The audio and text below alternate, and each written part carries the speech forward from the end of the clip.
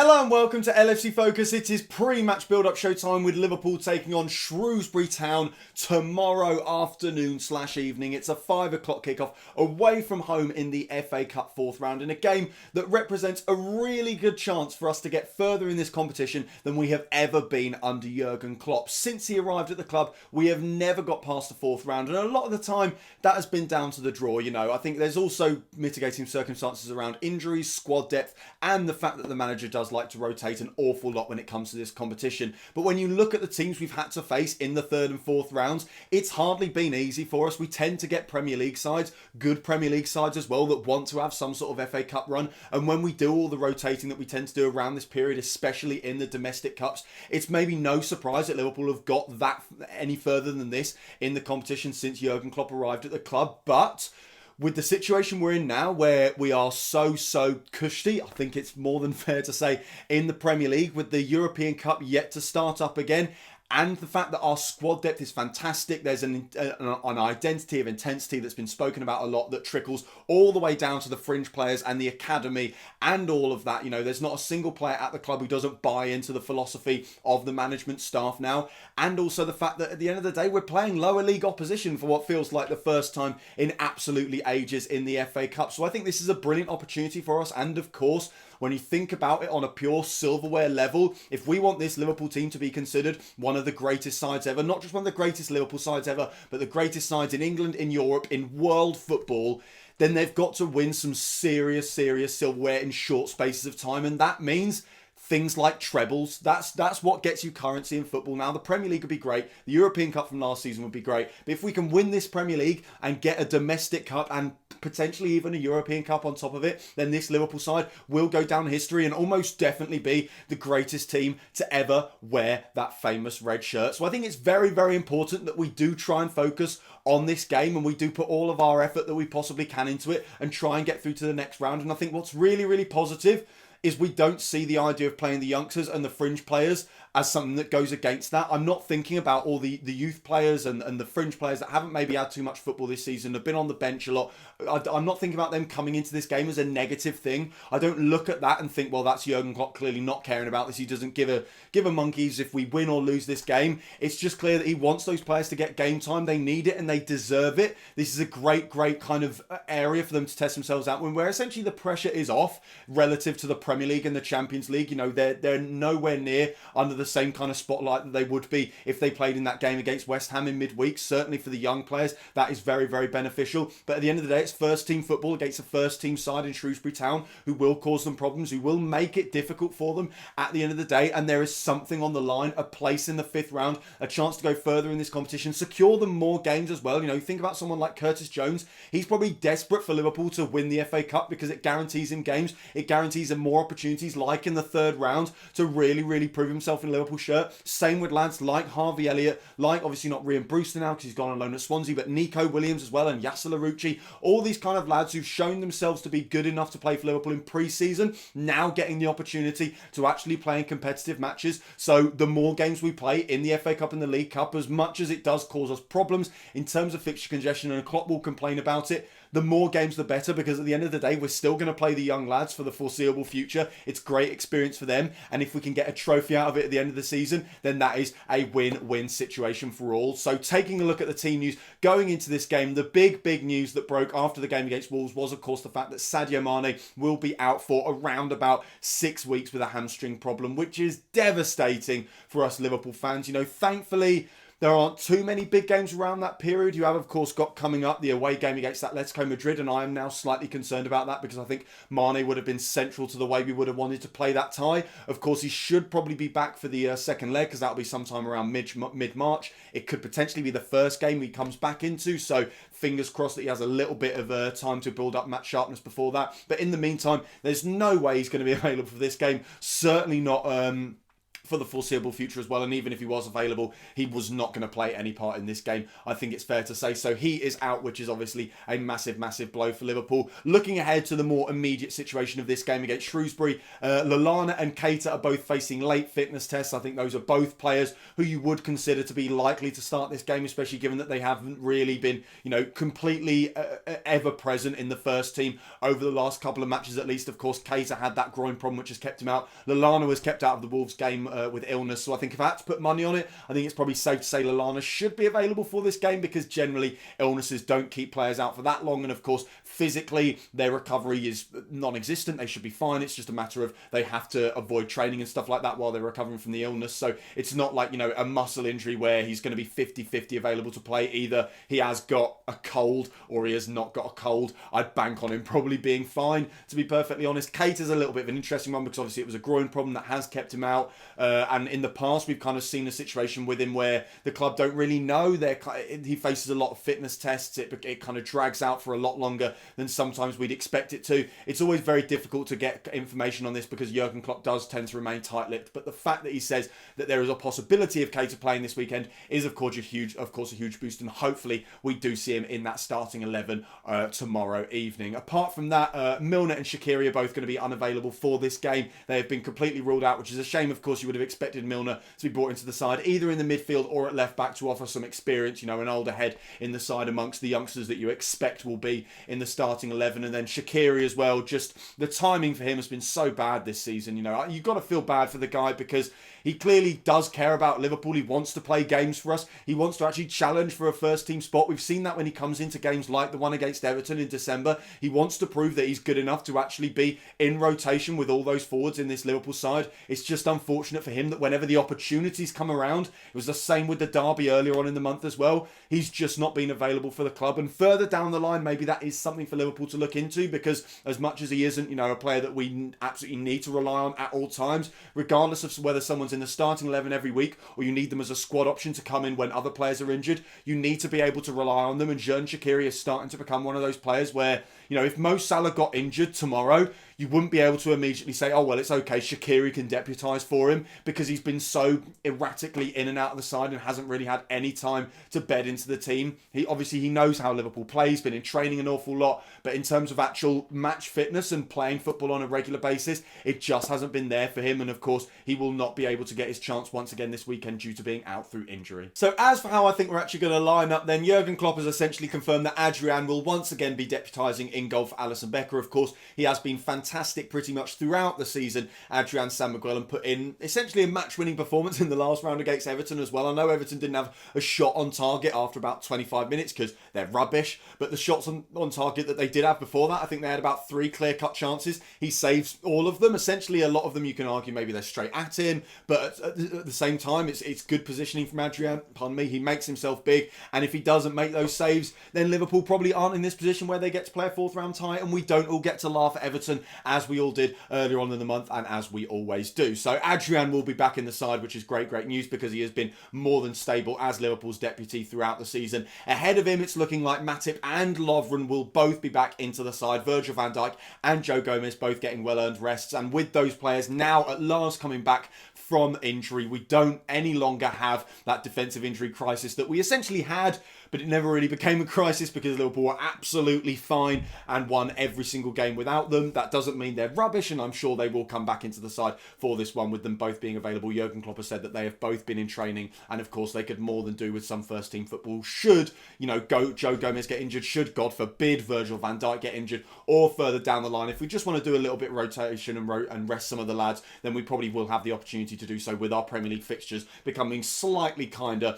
over the next few weeks or so. So I think Matip and Lovren will be our 2 centre-backs in this game. Either side of them, I think you'll see a little bit less experience in the full-back areas. I think Yasser Larouci will come in once again. He, of course, had to play most of the game against Everton and did absolutely fantastically under the circumstances, especially in that first half where he was just thrown into the game about 7 minutes in without pretty much any warm-up because of the injury to James Milner. I thought he had a slightly shaky first half but carried himself reasonably well, and then was a very, very composed performer in the second half as well. So it would be good to see him once again, because I think in pre-season as well, he was one of the shining stars for Liverpool. He came out of nowhere and looked like a really, really effective attacking left-back. And then on the other side, side. At right back, I think it's going to be Nico Williams, who I think we all pretty much know by now is absolutely fantastic. There's just something about the guy I love. The fact that we can bring him in, we can rest Trent Alexander-Arnold and essentially put Trent Alexander-Arnold, the sequel, onto the pitch. You know, he offers all those same kind of things, you know, the attacking intent, the ability to whip a ball in, the ability to actually get shots off as well. And he's so composed in the final third, and yet going back defensively, he's also very assured as well for such a young lad. So I'm sure we'll be seeing him once again. Ahead of them in the midfield, I think Fabinho gets a start now. Of course, he's been eased back into the side after his injury, and I think this represents a very good opportunity to give him a little bit more first team football. I think he probably plays around about an hour. In an ideal world, we don't give him a full match because he's certainly going to be in consideration for the game against West Ham on Wednesday evening, potentially for a start, but certainly to come on at some point to continue his rehabilitation. So I think it's ideal that he gets to start this game and get at least an hour's worth of football under his belt. And then either side of him, I think you're going to see Curtis Jones. And then I think you're going to see Adam Lallana. I think if Keita's facing a late fitness test with all the problems that have plagued him so far, why would you risk it? I know this represents a good opportunity for him, but when he's at his best, he's good enough to be playing in the starting 11 in Premier League and European Cup games. So it's not like he has to prove himself. It's not like we have to rush him back for this game. I'd love to see him in some capacity, and I think he'll probably be on the bench for it, barring any issues with the late fitness test. But I think they'll play this one very safe, and I think as a result, what you will see either side of Fabinho in the midfield is Adam Lallana, who has been very assured and composed so far, was fantastic in the previous round against Everton. And then speaking of being fantastic in the previous round, Curtis Jones certainly deserves another shot in the red shirt. It'll be fantastic to see him again. He's really coming on now. It's been a couple of years in the making. He's been in and out the side. He's been in cup teams for quite a while now, but he is starting to become a really important component of that cup teams, and that's what's really impressive. He's not there to make up the numbers. He's not there to get experience. He's not there so a more experienced player can kind of guide him through the game. He's now there to be a match winner on his own terms. We're now playing Curtis Jones because we know what he offers, and we need what he offers in the game, and hopefully he can make some more strides towards potentially finding his way into the Liverpool first team. If not, you know, at the summer, maybe even towards the end of the season. Of course, with the Premier League potentially being wrapped up far earlier than I think any of us could have possibly dreamed, there will be plenty of opportunities for some of those youngsters to get a little bit of Premier League football under their belt over the last couple of months of the season. I think Curtis Jones is a player who's certainly shown he deserves that kind of chance in the team. So I think he'll complete the midfield once again. And then ahead of them, there's some slightly tough calls in the attack, because obviously with the injury to Sadio Mane and the effect that had on the way we had to play against Wolves, and then I think going into the game against West Ham as well, we've maybe had to have a little bit of a rethink about which players are going to actually have the energy for this game and which ones aren't. I think Divock Origi definitely gets a start here, because if you ask me, he's probably the most likely successor to Sadio Mane for now, at least. I know Minamino comes on against Wolves and put in a very solid performance under the circumstances, and Jurgen Klopp clearly likes him. But Origi has deputised for Sadio Mane in the past and done very well indeed. He's been such a fantastic footballer for Liverpool over the last 12 or 18 months or so. So I think it makes sense to start him in this game, because he will need to build up a little bit of sharpness. He only gets a cameo against Wolves, and I think if he's going to start in the game against West Ham, and I'm expecting him to do so, then I think he needs to get a little bit more football under his belt beforehand. So I think it makes sense to play him, and then hopefully we're out of sight within an hour, and he, like Fabinho, can come off having built up some match fitness and is now ready without having exhausted himself too much for the next Premier League game. So I think he definitely starts.